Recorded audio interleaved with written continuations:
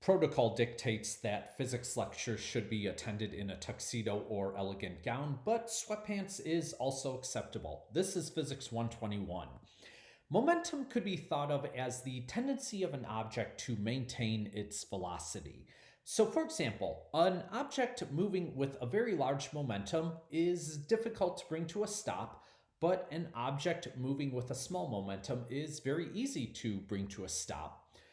You could think of this as if someone were to toss a kitten to you at a very modest speed of 5 miles an hour, it is easy to catch that kitten, claws notwithstanding. However, if someone throws a zebra at you at a speed of 5 miles an hour, it is much more difficult to catch a zebra because that is basically an animal the size of a horse coming at you. From a physics standpoint, we could ask why this is. This is what our intuition tells us the way nature works, but we want to formalize this idea. Sometimes momentum is also described as a tendency of an object at rest to remain at rest. But in my opinion, this is not a new idea. This is the same thing that was presented on the previous slide. Being at rest is just saying you have zero velocity, and if you're maintaining your velocity, well, having zero velocity is one possibility. If your car breaks down, for example, you can get out and push it to a station to get it fixed. But if your train breaks down, it is not so easy to push your train to the nearest station to fix it. So when we talk about momentum, there are going to be two big ideas that we keep coming back to. The first big idea from momentum is the equation that describes momentum. Momentum is given as P equals mv, and this is the momentum of one object. The other big idea for momentum is that momentum is a conserved quantity. This means that the total initial momentum of all the particles in a system is equal to the total final momentum of all the particles in that system. Think about energy conservation from the previous chapter. If you have some number of particles in a system, those particles could trade energy with each other, but the total amount of energy added up of all the particles in the system is always going to be a number, and that number will not change at all. The total energy is conserved, and very similarly, the total momentum is always going to be conserved. So for example, I could write that as the momentum of object 1 plus the momentum of object 2 plus the momentum of object 3, on and on, depending on how many objects I have in my system. The total initial momentum of all the objects in the system is equal to the total final momentum of all the objects in the system.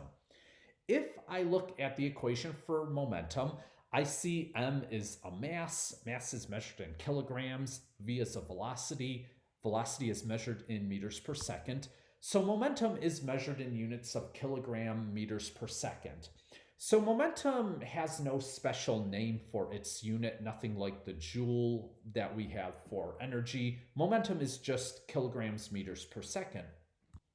As an example problem, let us consider after a long day at school, a kid walks through his doorway and is moving to the left at a speed of 1 meter per second. He is immediately greeted by his pet tiger who pounces on him, and the tiger is moving to the right at a speed of 15 meters per second. The tiger clings to his friend and they both move off together. How fast are they moving after the tiger pounces on his friend? And we'll assume that the mass of the kid is 25 kilograms and the mass of the tiger is 50 kilograms. The first thing I'm going to do is I'm going to set up a coordinate system. I will choose that the positive direction is to the right. Therefore, anything moving to the right will have a positive velocity, and anything moving to the left will have a negative velocity. I know that momentum is conserved, so the total momentum before the collision must be the same as the total momentum after the collision. In this scenario, I have two objects. I have a kid and I have a tiger.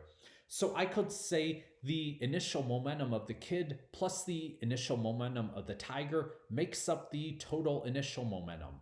And the final momentum of the kid plus the final momentum of the tiger makes up the total final momentum. I will now break down P equals mv for writing the momentum of the kid and the tiger at these two times. So I could write it to look something like this. The initial momentum of the kid is the mass of the kid times the initial velocity of the kid. And the initial momentum of the tiger is the mass of the tiger times the initial velocity of the tiger. And then I have the final momentum of the kid and the final momentum of the tiger, mass of the kid, final velocity of the kid, mass of the tiger, final velocity of the tiger. At this step, I am prepared to plug some numbers in.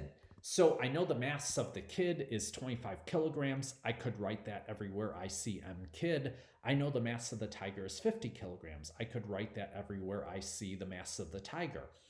I do not know the final velocity of the kid or the final velocity of the tiger at this moment, so I'm going to leave these as undetermined quantities. We were told that initially the kid is moving to the left at a speed of 1 meter per second. I symbolize that with the number -1 because we chose to the right is the positive direction. So the tiger will have an initial velocity of +15. The kid who was moving to the left at a speed of 1 meter per second will have an initial velocity of -1. I noticed that every term on the left-hand side of this equation is a number, so I could plug numbers into a calculator and I find that the total initial momentum is 725 kilograms meters per second. So whatever the final momentum is, it must add up to 725. I also look at the problem and I see that the tiger clings to his friend and they both move off together. This indicates to me that both the tiger and the kid will have the same final velocity. So I don't really need to differentiate between the final velocity of the kid and the final velocity of the tiger. I know they have to be the same, so I will just call them V final. So at this point, I could write 725 equals 25 V final plus 50 V final. That gives me 725 equals 75 V final. And I find that the final velocity of both the tiger and the kid is 9.67 meters per second. We found a positive number for our final velocity. That indicates that the tiger and the kid are moving in the positive x direction. Hypothetically, if we had found a negative number, that would have told us that the tiger and the kid are moving to the left. But that would be a different problem with different initial conditions. We said momentum is a vector quantity, and we said that momentum is also a conserved quantity. To think about how we're going to approach momentum problems, both in 1D and 2D, let's recall how we worked with Newton's second law when we were talking about forces. When we worked with forces in 1D, it was understood that the direction of a vector quantity can be specified by assigning that quantity to be a positive or negative number. So for example, if I say I have a 20 Newton force pointing in the positive x direction, I would write F equals 20. However, if I had a 20 Newton force pointing in the negative x direction, I would write F equals -20. The positive or negative sign on my force gave me an indication of what direction that force is pointing in, and that was good enough when we were working in 1D. However, when we worked with Newton's second law in 2D, we had to break up each vector into its x and its y components. And then when we worked with Newton's second law, we treated Newton's second law as two separate equations. We had F net x equals max and F net y equals may. A force of 25 newtons with components Fx equals 20 and Fy equals 15 is a different vector from a 25 Newton force that has components Fx equals 15 and Fy equals 20. Even though the total magnitude of the force is the same in both cases, because this force has different components, these are two different forces. Many of the techniques that we use in solving Newton's second law problems in 2D, such as breaking vectors into components, adding up all the vectors by their components to find F net x and F net y, many of these techniques are also going to be used when we solve 2D momentum problems. However, in Newton's second law problems, we were usually breaking forces into its x and y components. Very often in momentum problems, we'll be breaking velocities into its x and y components. Momentum is a vector quantity that is conserved. This means that the components of the total momentum vector will themselves each be conserved quantities. When I write momentum conservation as a vector equation, even though right now on the screen I only have one equation written, we know in actuality this is really two equations masquerading as one. We have one equation that describes the conservation of momentum in the x direction, and we have one equation that describes the conservation of momentum in the y direction. You could imagine that you have a system of particles, and those particles could all be moving around. They could be interacting with each other.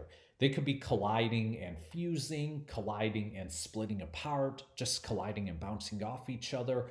No matter how those particles interact, at any given time, every particle will have a momentum associated with it. Every particle will have a mass, and every particle will have a velocity. So every particle will have a vector quantity known as momentum associated with it. You could imagine that you could break the momentum of every particle into its x and its y components. And if I add the x components of the momentum of every particle in my system together, I know that because momentum is conserved in each direction, the x components of every particle's momentum in that system will never change. So whatever number I get for total momentum in the x direction, I will have that number for total momentum in the x direction at every time in the future. And I could say the same thing about the momentum in the y direction. The total momentum in the y direction at one time is going to be the same as the total momentum in the y direction at every time in the future. Now, the momentum of one specific individual particle can change from one moment to another, depending on how that particle collides. But the sum of all the momentums, the sum of the components of the momentum of every particle will never change. Let us suppose we have a system of some number of particles, and we will label those particles 1, 2, 3, and so on. And we'll say that particle 1 has momentum vector p1, particle 2 has momentum vector p2, etc. The following three sets of statements are all equivalent. They are all just different ways of phrasing the idea of momentum conservation. I could say that if I were to take each of these individual momentum vectors, p1, p2, p3, and so on, and if I were to break each of these vectors into their x and y components, if I add up the x components of all of these momentum vectors together, I will get the total momentum in the x direction for every particle in that system. And if I add up the y components of all of these individual momentum vectors, I will get the total momentum of every particle in that system in the y direction. And the total momentum in the x direction will be a constant, and the total momentum in the y direction of every particle in that system will be a constant. Those particles could collide, interact with each other, but the total momentum in the x direction will be unchanging, and the total momentum, the sum of all the momentums in the y direction, will also be unchanging, no matter how that system evolves. I could also phrase momentum conservation similar to a way we did in the previous slide. I could add up the x components of the momentum for every particle in my system at some initial time, and I could set that equal to the sum of the x components of the momentum vector of every particle in that system at some later final time. And similarly, I could do the same thing for setting the total momentum in the y direction at the initial time equals the total momentum in the y direction at a final time. Finally, I could also think of momentum conservation in terms of the change in momentum of the particles. Particle 1 might collide and change its momentum. Particle 2 might collide and change its momentum. All these particles can potentially change their momentum from some initial moment to some final moment. But if I add up the change in momentum in the x direction of every particle and the change in momentum in the y direction of every particle, the total change in momentum in both directions should always add up to 0. Now, I'm going to close off this video by saying two things. First of all, pay attention to the subscripts when we work with momentum conservation problems. The subscripts give me information such as, am I talking about particle 1, particle 2, particle 3? Am I talking about the kid or the tiger? Am I talking about the x direction or the y direction? Now, hypothetically, in principle, we could also meaningfully talk about momentum conservation in the z direction. However, in this course, I'm not going to ask you a 3D momentum conservation problem.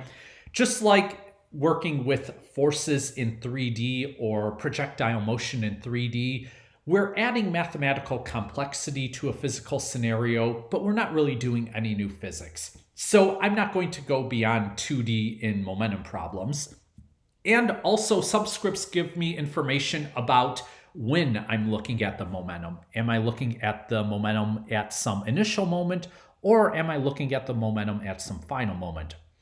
And to close off this slide now, I'm going to say that these two constants in this first statement of momentum conservation do not necessarily need to be the same value. The total momentum in the x direction could be 2. The total momentum in the y direction could be -4. Even though those values are different numbers, they are still constant.